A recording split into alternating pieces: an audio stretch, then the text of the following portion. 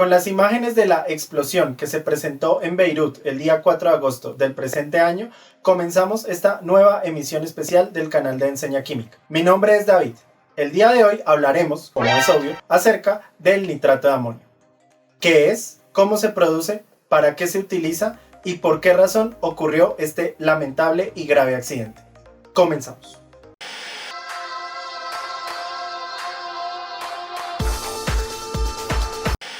El nitrato de amonio es una sal. Recordemos que químicamente una sal es el producto de la reacción entre un ácido y una base. En este caso, el ácido es el ácido nítrico y la base es el amoníaco en disolución acuosa o hidróxido de amonio.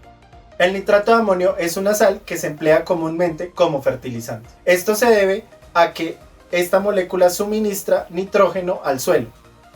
Recordemos que el nitrógeno junto al fósforo y al potasio son nutrientes esenciales para el crecimiento de las plantas. En este caso, el nitrato de amonio suministra nitrógeno en dos formas particulares. Por un lado como catión amonio y por el otro lado como anión nitrato. Esto hace bastante particular al nitrato de amonio. Se trata de una sustancia que tiene al átomo de nitrógeno en la misma estructura con dos estados de oxidación diferentes. En una parte de la molécula tenemos el estado de oxidación -3 que corresponde al catión amonio y en la otra fracción de la molécula tenemos el estado de oxidación +5 que corresponde al anión nitrato. Esto hace que la sustancia sea muy valiosa como fertilizante, dado que tanto el amonio como el nitrato son las formas de nitrógeno que suelen ser absorbidas por muchas de las plantas que se cultivan en la actualidad. Esta sustancia es una sal blanca, cristalina, bastante soluble en agua y esto le otorga una propiedad adicional y es que es bastante higroscópica, es decir, absorbe muy fácilmente agua del ambiente y por tal motivo se puede mezclar con otras sales para generar otros tipos de fertilizantes. Por ejemplo, al mezclarse nitrato de amonio con fosfato de potasio, se genera fertilizante que tiene nitrógeno, fósforo y potasio. Es justamente por su uso como fertilizante que se suele almacenar esta sustancia en grandes cantidades. Sin embargo, como mencionamos que la estructura del nitrato de amonio tiene al átomo de nitrógeno en dos estados de oxidación diferentes, esto lleva a que sea posible que en ciertas condiciones como alta temperatura o inclusive en percusión muy fuerte se presente la reacción espontánea y violenta de esta sustancia. La causa de ello es que en una parte de la estructura tenemos un agente oxidante, el anión nitrato, y la otra parte de la estructura es un agente reductor, el catión amonio. Producto de la reacción de oxidorreducción entre el anión nitrato y el catión amonio, se producen varias especies gaseosas en tiempos extraordinariamente cortos. Especies como vapor de agua, amoníaco y varios óxidos de nitrógeno. Dentro de los óxidos de nitrógeno que se forma el dióxido de nitrógeno. El dióxido de nitrógeno es una especie presente en el smog o la polución que encontramos sobre las grandes ciudades y es altamente irritante y tóxico. Esta especie es la que le da ese color característico café anaranjado al incendio de nitrato de amonio que se presenta justo antes de la explosión. En este punto debemos considerar tres cosas que nos permiten definir cuándo una sustancia es un explosivo. La primera condición es que a partir de productos que están en estado líquido o en estado sólido se genere un gran volumen de productos en estado gaseoso. La segunda condición es que la molécula dentro de su misma estructura tenga sitios que sean susceptibles de oxidación y otros susceptibles de reducción, de tal modo que la molécula actúe en sí misma como oxidante y como reductor. También puede suceder que la molécula actúe como combustible o como comburente, causando la reacción química. Y finalmente, que la reacción química que se lleve a cabo ocurra en una escala de tiempo exageradamente corta, es decir, en fracciones de segundo. Si estas tres condiciones se cumplen, estamos hablando de una sustancia explosiva. En el caso del nitrato de amonio, él suele ser estable como sal, pero en condiciones de alta temperatura puede generarse la reacción entre el anión nitrato con el catión amonio. Esta reacción genera grandes volúmenes de gas y ocurre en un tiempo extraordinariamente corto. Adicionalmente, algunos factores pueden ser agravantes. En el año 1947 hubo un accidente similar en Texas donde más o menos la misma cantidad de nitrato de amonio estaba siendo desembarcada de un navío y esta explotó, lo cual causó un desastre que tuvo 500 víctimas mortales.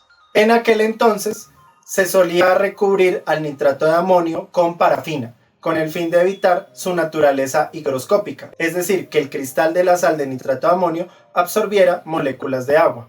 Esto dio lugar a la aparición de un nuevo tipo de explosivo, que es el nitrato de amonio suplementado con algunos tipos de hidrocarburos. Esto se conoce como ANFO.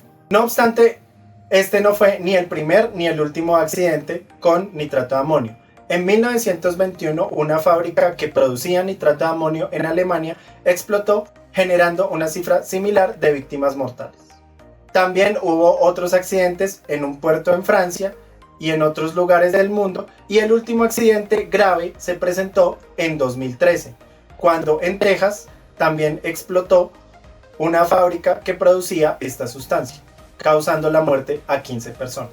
La frecuente ocurrencia de estos accidentes hace que uno se pregunte por qué ocurren, y también se pregunte si las medidas de seguridad en el almacenamiento fueron las necesarias. En el caso de Beirut, esto está en investigación en este momento. En el caso de los accidentes anteriores, medidas como por ejemplo adicionar hidrocarburos para recubrir al nitrato de amonio se han dejado de efectuar justamente porque lo hacen aún más peligroso, y también se han hecho recomendaciones para propender por un adecuado uso y manipulación de esta sustancia. Los accidentes químicos no solamente pueden ocurrir con sustancias como el nitrato de amonio. De hecho, en los laboratorios de química siempre debe haber una estrategia de prevención. Lo más básico de esta estrategia de prevención es mantener alejadas aquellas sustancias que generen reacciones violentas. Por ejemplo, los ácidos se suelen mantener bastante alejados de las bases. La razón, que aunque los productos de la reacción suelen ser agua y la sal, la reacción se lleva a cabo con grandes desprendimientos de calor o pueden ser reacciones muy violentas. Lo mismo sucede con agentes oxidantes y reductores que se mantienen alejados unos de otros, agentes oxidantes y sustancias que pueden ser potencialmente combustibles. Por lo general, los estantes donde se almacenan esas sustancias son cerrados y suelen ser resistentes a fuego y explosiones. En la vida diaria también es importante propender por un adecuado uso y manejo de las sustancias químicas. En este caso, las sustancias químicas presentes en el hogar suelen ser medicamentos. Los medicamentos deben mantenerse alejados del alcance de los niños. También los productos de limpieza deben seguir unas pautas de almacenamiento. Por ejemplo, productos como el blanqueador, que es el hipoclorito de sodio, debe mantenerse alejado de cualquier producto que sea susceptible de oxidación, como vimos en el video donde se mezclaba alcohol con hipoclorito de sodio. El hipoclorito de sodio, por su naturaleza oxidante, también se debe mantener alejado de cualquier producto susceptible de combustión o susceptible de oxidación. De igual modo, ciertos productos de limpieza no se deben mezclar entre ellos, ya que su mezcla lleva a la generación de emanaciones que pueden ser potencialmente tóxicas. En el próximo video de Enseña Química veremos de forma detallada e invitaremos a una experta en seguridad industrial que nos hablará del correcto uso, manipulación y almacenamiento de productos químicos. Hasta la próxima. Por favor, dale clic al botón de suscribirte y activa la campana de notificaciones. También síguenos en todas nuestras redes sociales. Nos vemos en el próximo video. Hasta luego.